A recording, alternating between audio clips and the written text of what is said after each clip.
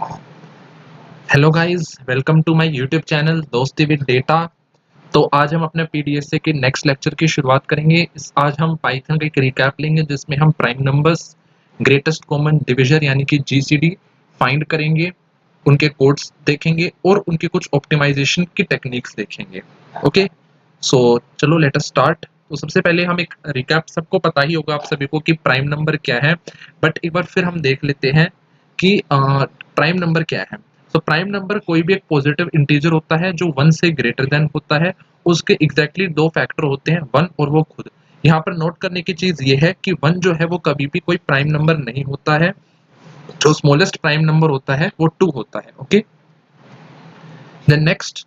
अब जो है प्राइम नंबर फाइंड करने के लिए आपको फैक्टर पता होने चाहिए उस नंबर के क्या है। तो हम सबसे पहले कोड देखते हैं कि फैक्टर कैसे फाइंड करना होता है। तो हम फैक्टर्स, एक एन नंबर जो है, कोई एन है नंबर, उसके हम फैक्टर्स फाइंड करेंगे। तो उसके हम यहाँ पे डिफाइन करते हैं। तो सबसे पहले हम एक एम्प्टी लिस्ट क्रिएट करते हैं एज एफ एल। ओके, फिर उसके बाद हम उसमें 1 से लेकर n तक के सभी नंबर्स पे चेक करते हैं। सो यहाँ पर हम for I in range 1 to n+1।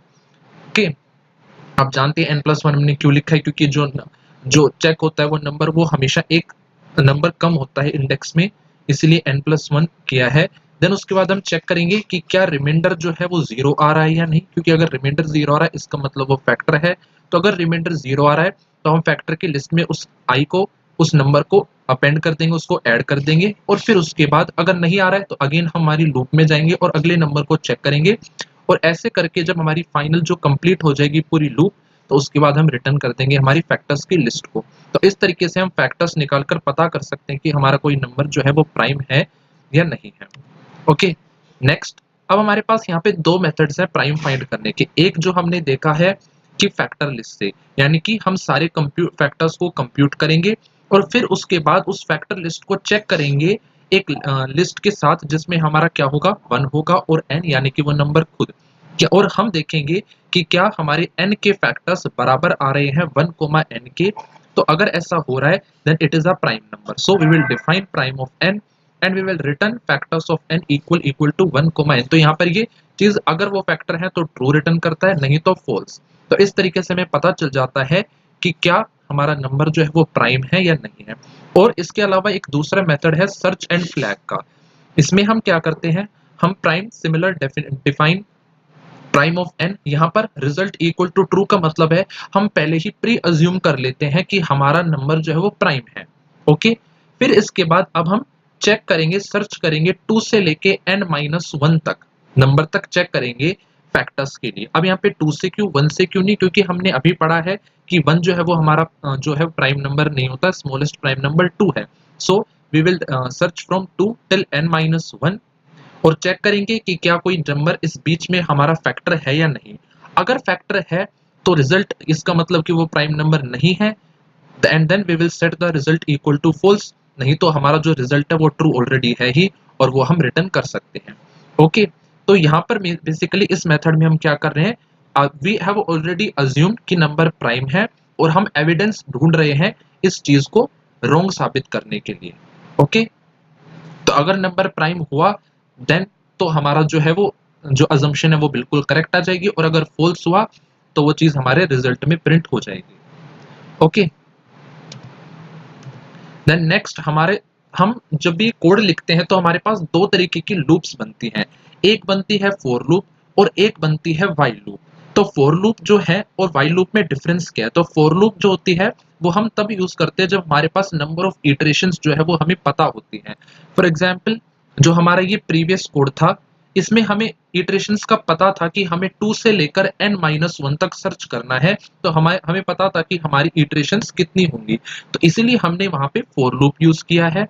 Okay, और व्हाइल लूप जो है वो कंडीशन बेस्ड टर्मिनेशन होता है, यानी कि व्हाइल लूप एक लूप होती है जो तब तक चलती है जब तक कि वो कोई कंडीशन जो है वो फॉल्स ना हो जाए।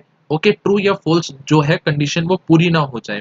तो अगर आपने यहाँ पर ध्यान रखना है कि आपको जो है वो कंडीशन बहुत ध्यान से लिखनी है ताकि वो व्हाइल लूप जो है वो खत्म हो सके, वरना वो एक इनफाइनाइट लूप बन जाएगी।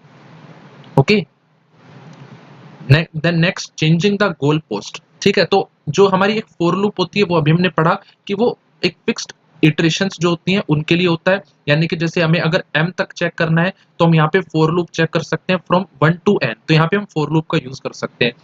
और वहीं पर दूसरी प्लेस में अगर हमें चेक करना है फर्स्ट m नंबर, यानी कि पहले के n नंबर्स चेक करने, अब हमें नहीं पता कि वो कितने नंबर्स पर फर्स्ट m आएंगे, तो ऐसे में जब हमें इटरेशंस का ना पता हो पर एक कंडीशन का पता है कि अंटिल दिस, इतने से सिर्फ लेस, m से लेस तक हमें काउंट करना है।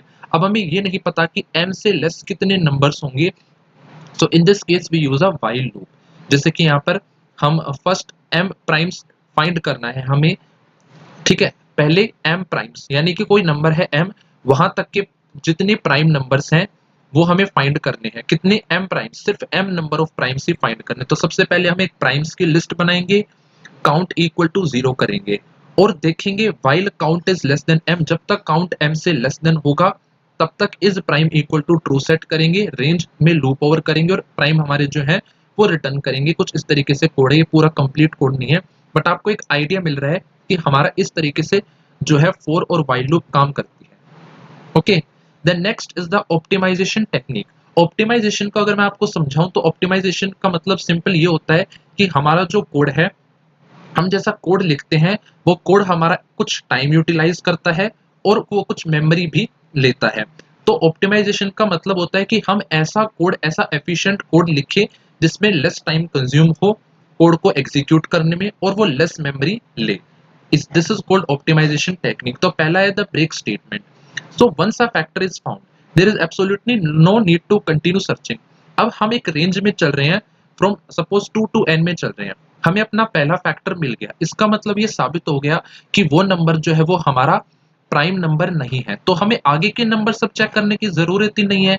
वो हम ऑब्वियसली वो हमारा जो है टाइम एक्स्ट्रा कंज्यूम हो रहा है, तो यहाँ पर हम रिजल्ट इक्वल टू फॉल्स जब आ जाए तो उसके बाद ब्रेक स्टेटमेंट, ब्रेक डाल के हमारा क्या होगा, जो है हमारी जो रेंज चल रही है, हमारी लूप चल रही है, वो खत्म हो जाएगी।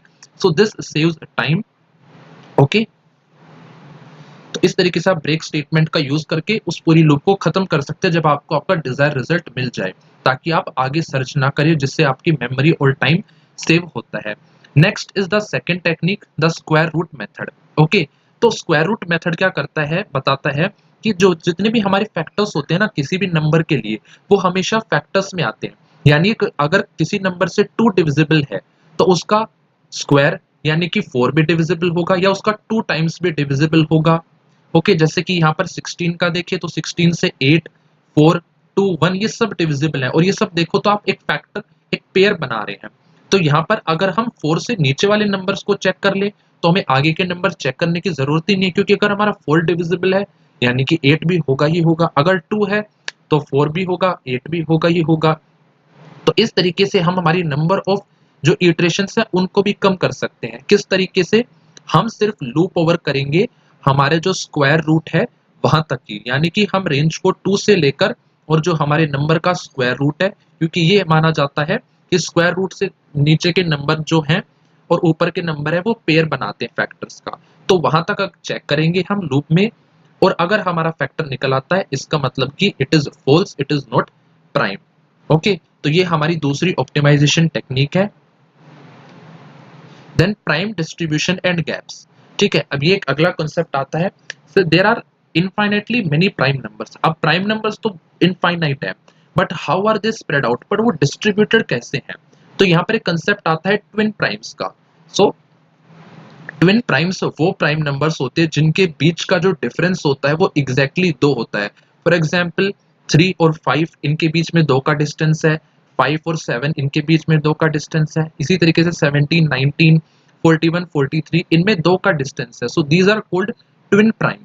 लेकिन यहाँ पर एक ट्विन प्राइम कंजेक्चर आता है जिसका मतलब है कि क्या ऐसे बहुत सारे इनफाइनेटली बहुत सारे पेयर्स बन सकते हैं या हमारे पास कुछ ट्विन प्राइम्स के लिमिटेड पेयर्स हैं।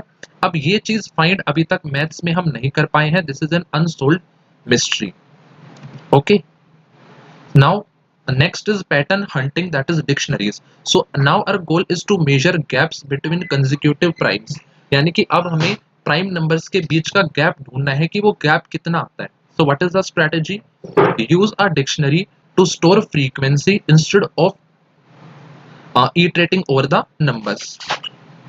Okay, सो यहाँ पर हम क्या करते हैं कि हम एक डिक्शनरी का यूज करते हैं जिसमें हम की स्टोर करते हैं नंबर के रूप में और वैल्यू को स्टोर करते हैं एज अ फ्रीक्वेंसी, फ्रीक्वेंसी को वैल्यू के रूप में स्टोर करते हैं। यानी कि if D in P D dot keys, यानी कि डी जो है वो हमारा नंबर है, अगर वो कीज में है, यानी कि अगर वो कीज में है तो यानी कि वो जो है वो आ रहा है, उसकी की एग्जिस्ट, तो हम जो है वैल्यू को, फ्रीक्वेंसी को बढ़ा देंगे।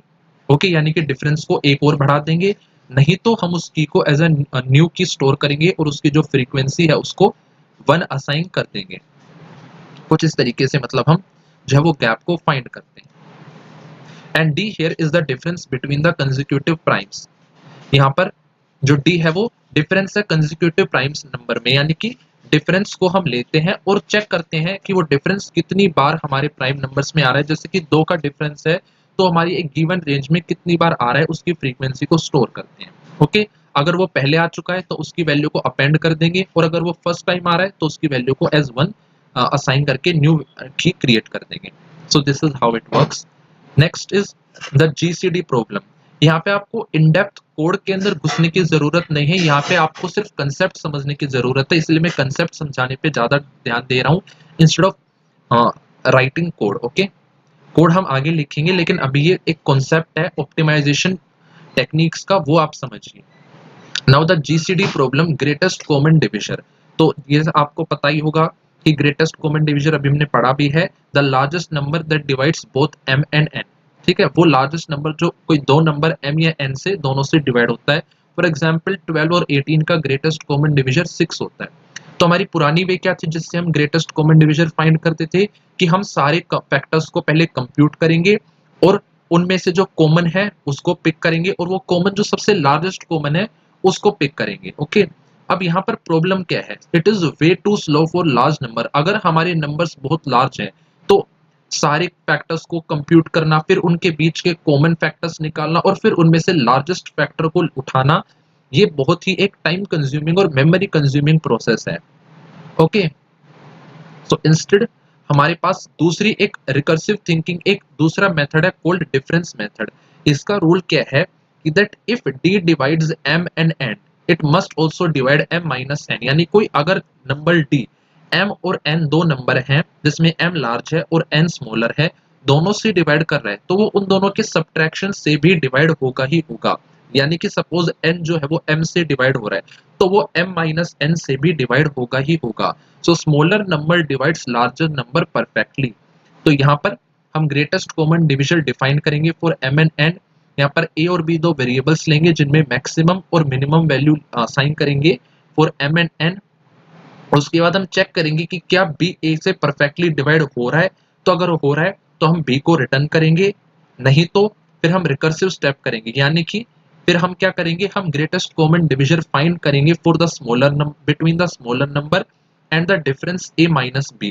तो इससे क्या होता है, जो नंबर है वो घट जाते हैं हमारे, धीरे धीरे हमारे नंबर्स जो है वो कम होते जाते हैं और ये रिपीटेडली हमारी प्रॉब्लम की साइज को कम करता जाता है और हमारा जो हमें रिजल्ट चाहिए उस पर आ जाता है। ओके,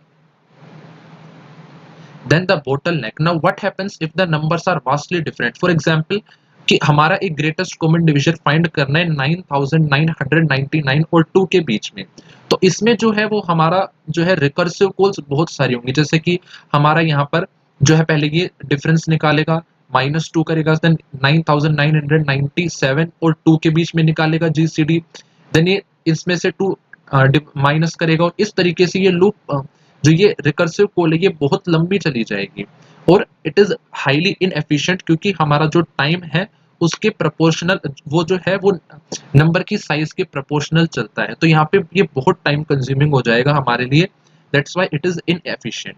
ओके, तो इसकी जगह हमारा एक दूसरा मेथड आता है कॉल्ड यूक्लिड्स एल्गोरिथम।